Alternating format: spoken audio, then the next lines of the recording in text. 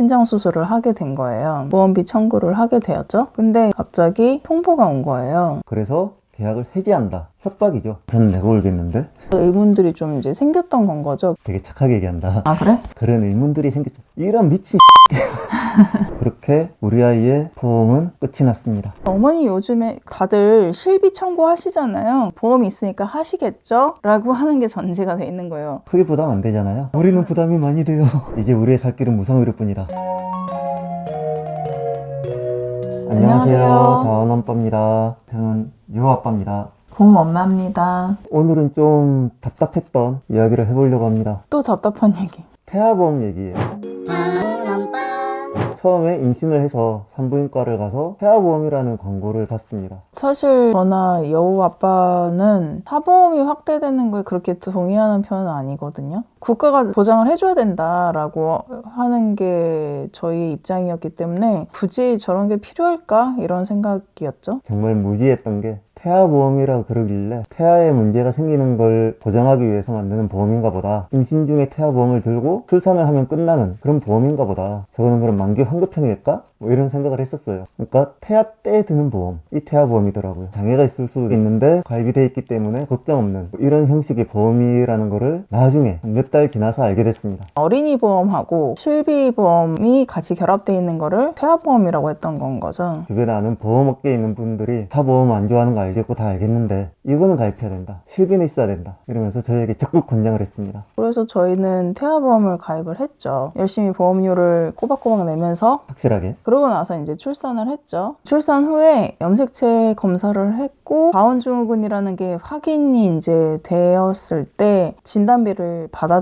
그리고 나서 1년 좀 넘어서 심장 수술을 하게 된 거예요. 심장 수술을 하면서도 비용 걱정을 안 했어요. 그래서 보험이 있으니까 이거 없었으면 어쩔 뻔했냐 라면서 태아보험이 뭐가 필요해? 라고 했던 우리 자신을 세상 물정 모르는 이 엄마 아빠야. 수술 비용과 입원 비용을 걱정 안 하고 심장 수술을 결정하게 됐습니다. 그래서 심장 수술을 잘 받고 나서 보험비 청구를 하게 되었죠. 근데 갑자기 손해사정사를 배정을 해서 이걸 심사를 하겠다라고 하는 통보가 온 거예요. 왜? 뭔가 좀 이상한데? 라고 생각은 했는데 그쪽에서는 의례적으로 하는 거다. 원래 다 하는 거다. 그렇게 또 저희한테 설명을 하기도 했어요. 하지만 뭔가 깨름칙했죠. 찝찝하다.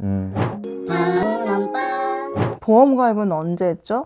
그 시점이 언제죠? 라고 하는 거를 이제 막 꼬치꼬치 깨묻기 시작하는 건 거예요. 근데 그때가 되게 공교롭게도 그 시점이 기형아 검사라고 하는 1대100이 났다고 했던 가은증후군 고위험군이 나왔던 그 검사 결과가 나오는 시점에 저희가 태아보험을 가입을 했었던 거고 또 우리가 이 결과를 보고 혹시 이거 다운증후군이면 어떡하지? 빨리 태아보험 가입해야겠다 이렇게 한 게 아니라 태아보험 가입을 하려고 한다. 다음번 진료 갈 때 하자 라고 했는데 그 사이에 1대100이라는 결과를 듣게 된 거죠. 그래서 이렇게 결과가 나왔는데 보험을 가입을 해도 될까요? 라고 했는데 그 상담해 주셨던 직원분은 괜찮다 된다 라고 얘기를 해주셨고 되는지 안 되는지 한번 접수를 해보자. 본사 쪽에서 접수가 받아지면은 보험 가입이 되는 거고 안 된다 그러면은 뭐 어쩔 수 없는 거다 해가지고 신청을 넣었고 신청이 접수가 됐다. 그래서 다행히 무사히 잘 태아보험에 가입이 됐구나.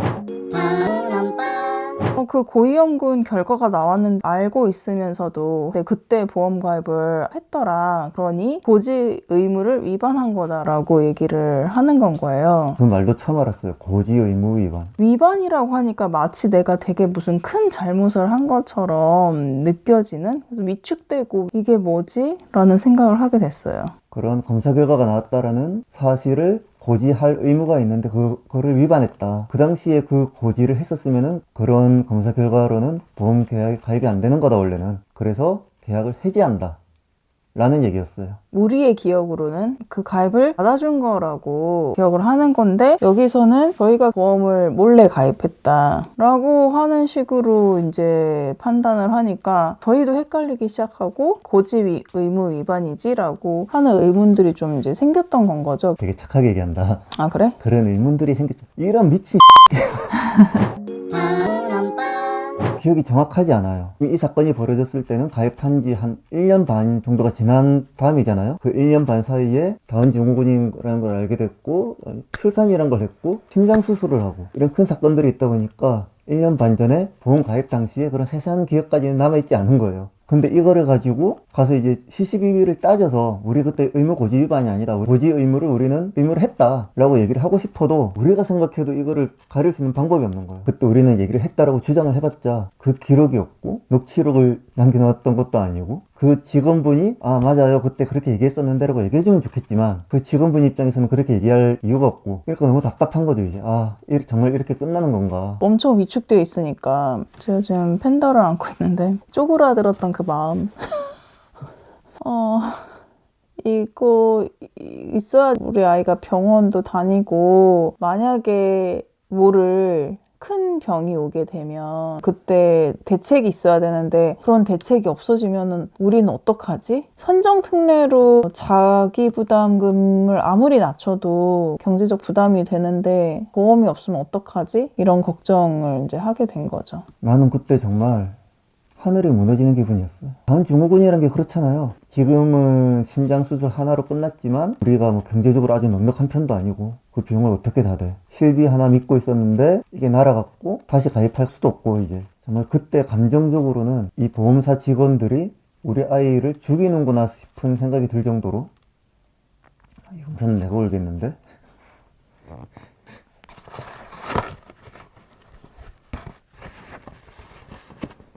청천벽력 같고 하늘이 무너지는 속에서 천불이 나는데 어떻게 할 방법은 없는 정말 미칠 것 같은 시간이었죠. 그래서 정말 지푸라기라도 잡아보자, 어떻게 하나라도 뭐를 해보자 이런 생각으로 주변에 있는 모든 인맥을 총동원해서 다 알아보기 시작했습니다. 전화 일일이 다 돌려가지고 우리 입장이 좀 억울하다, 이거 어떻게 방법이 없냐. 근데 정말 저희 편에서 저희 입장에서 도와주려고 하시는 분들인데도 정말 너무 안타까워 하시면서 이거는 방법이 없다, 싸우려면 싸울 수 있다, 근데 결과는 이기기는 힘들다 라는 얘기를 많이 하셔서 정말 이대로 끝나는 건가 라고 할 수밖에 없었죠.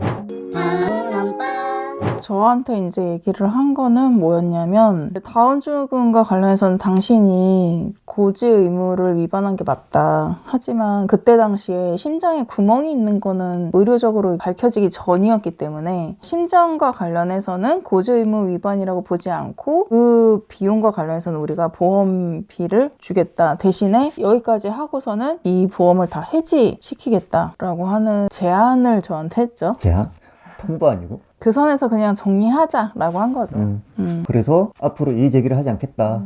이런 서약서 같은 그런 해지 동의하는 그런 거에 이제 사인을 해서 보내달라. 빨리 보내달라고 독촉을 하고 있었고, 제가 전화를 조금만 있어봐라, 내일 보내주겠다 그랬는데, 이 통화하면서 정말 화가 나. 지금도 다시 또 이 분노가 다시 차오르는데, 나도 애 키우는 엄마다. 그래서 정말 안타깝고 뭐 이런 얘기로 시작을 해요. 이 심장도 다운증후군으로 인한 것이고 의무고지 위반이기 때문에 이거 계약 자체가 원천 무효다. 그래서 이 심장병에 대한 것도 우리가 돈을 줄 필요가 없다. 근데 나도 애 키우는 엄마고 그래도 안타까워서 이것까지는 그래도 어떻게 보정을 해주려고 하는 건데, 근데 니네가 이런 식으로 나오면, 빨리 이거를 안 해주면 그럼 우리도 공식적인 절차에 들어가겠다. 공식적인 절차라고 하는 거는 재심이, 그렇게 됐을 때는 이 심장 수술에 대한 것도 안 줄 가능성이 높다. 협박이죠. 너무 화가 나. 근데 안 된다, 어렵다, 힘들다. 그 정도 선에서 정리를 하는 게 제일 최선이다라고 해서 그거라도 받는 게 낫다. 그래서 결국 이의 제기하지 않겠다라는 거를 사인을 하고 보내줬죠. 그렇게 우리 아이의 보험은 끝이 났습니다. 보험비를 별로 청구하지 않을 것 같은 건강한 아이들은 보험을 들 수 있지만, 이미 선천적으로 질병을 갖고 있거나 아픈 아이들은 보험을 가입할 수 없는 대상이구나 라고 하는 그런 게 너무 느껴져서 되게 가식같이 느껴졌다랄까? 근데 이제 그러고 나면은 이후에도 계속 병원을 다니기 때문에 병원비에 대한 고민을 안 할 수가 없게 되죠. 일례로 특히 병원에서 하는 언어치료 같은 경우는 굉장히 비싸거든요. 30분에 9만 원이 넘어요. 언어치료 이거를 하시겠냐라고 병원에서 연락이 왔을 때 뭐라고 얘기를 하냐면, 어머니 요즘에 이거 다들 실비 청구하시잖아요. 보험이 있으니까 하시겠죠? 라고 하는 게 전제가 돼 있는 거예요. 크게 부담 안 되잖아요. 우리는 부담이 많이 돼요.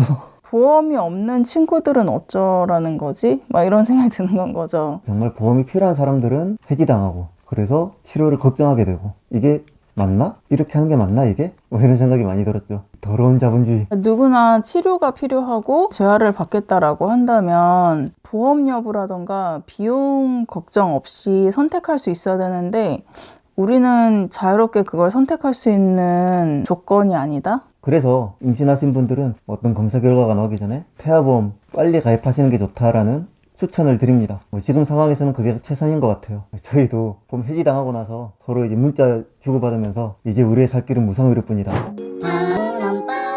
이제 우리 아이는 그런 보험을 못 드나 이래가지고 찾아봤더니 유병자 보험이란 게 있더라고요. 병이 있는 사람도 가입할 수 있는 보험. 이게 회사마다 다 다르더라고요. 어디는 만 7세 이상이 돼야 가입하고 또 어떤 데는 만 15세 이상이 돼야 가입하고 보장해주는 내용도 다 다르고 천차만별이라서 그래서 유병자 보험을 드시려고 한다면은 이런저런 보험사들 다 좀 많이 확인해 보시고 많이 알아보시고 가입하시는 게 좋을 것 같습니다. 여보 아빠 오늘 울었나요? 중간에 얘기하다가 조금 울컥했네요. 가장 좋은 거는 역시 당연히 병 없이 아프지 않고 잘 자라주면 좋겠지만 반증후군이라는 거 자체가 뭐가 있을 가능성이 그래도 좀 더 높아서 보험이 날아간 게 정말 커요. 지금도 가끔 생각하면 억울하고 화나고 분하고 그 당시에 그거를 왜 녹음을 해놓을 걸 이런 생각이 들기도 하고 지금은 이렇게 된 거 그냥 적금을 해두자 이런 주의로 좀 갔습니다. 이번 편은 뭔가 좀 마무리가 씁쓸한데 어떻게 끝을 내야 될지 잘 모르겠네요. 이번 편은 여기까지 할게요. 역시나 마지막에 이 얘기는 해야지. 그래도 구독, 알림 설정, 좋아요, 댓글 꼭 부탁드리겠습니다. 그러면 지금까지 다음 아빠였습니다. 안녕.